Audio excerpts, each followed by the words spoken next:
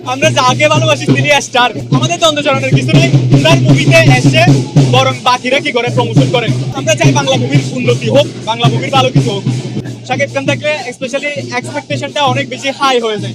Star নিয়ে specially আমি অনেক বেশি এক্সাইটেড, বিকজ এই ধরনের প্রজেক্ট আমাদের দেশে এর আগে হয় নাই, সেই জন্য স্পেশালি অনেক এক্সাইটেড। তার ভিতরে আবার শাকিব খান থাকলে স্পেশালি এক্সপেকটেশনটা অনেক বেশি হাই হয়ে যায়। আমরা ভিতরে একটা সারপ্রাইজিং ব্যাপার করতেছি, সেটা হচ্ছে ঈদের তৃতীয় দিন আমাদের একটা ফ্যান শো আছে, যেখানে প্রায় 30 থেকে 50-60 জন পর্যন্ত থাকবে স্টার সিনেপ্লেক্সে। তো ওইটা নিয়ে একটু ব্যস্ত ছিলাম আমরা সবাই, সেই জন্য মাঠে থাকতে পারিনি।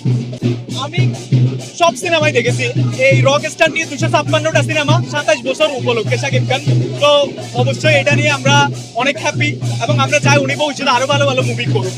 না, আমাদের দ্বন্দ্বে জড়ানোর কিছু নাই, বিকজ আমরা যাকে ভালোবাসি তিনি স্টার, আমাদের দ্বন্দ্বে জড়ানোর কিছু নেই।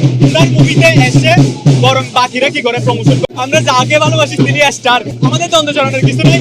তার মুভিতে এসে বরং বাকিরা কি করে প্রমোশন করে। আমরা চাই বাংলা মুভির উন্নতি হোক, বাংলা মুভির ভালো কিছু হোক। শাকিব খান থাকলে স্পেশালি এক্সপেকটেশনটা অনেক বেশি হাই হয়ে যায়। স্টার নিয়ে স্পেশালি আমি অনেক বেশি এক্সাইটেড, বিকজ এই ধরনের প্রজেক্ট আমাদের দেশে এর আগে হয় নাই, সেই জন্য স্পেশালি অনেক এক্সাইটেড। তার ভিতরে আবার শাকিব খান থাকলে স্পেশালি এক্সপেকটেশনটা অনেক বেশি হাই হয়ে যায়। আমরা ভিতরে একটা সারপ্রাইজিং ব্যাপার করতেছি, সেটা হচ্ছে ঈদের তৃতীয় দিন আমাদের একটা ফ্যান শো আছে, যেখানে প্রায় 30 থেকে 50-60 জন পর্যন্ত থাকবে স্টার সিনেপ্লেক্সে। তো ওইটা নিয়ে একটু ব্যস্ত ছিলাম আমরা সবাই, সেই জন্য মাঠে থাকতে পারিনি। আমি সব সিনেমাই দেখেছি, এই রক স্টার নিয়ে 256টা সিনেমা 27 বছর উপলক্ষে শাকিব খান। তো অবশ্যই এটা নিয়ে আমরা অনেক হ্যাপি, এবং আমরা চাই উনি ভবিষ্যতে আরো ভালো ভালো মুভি করুন।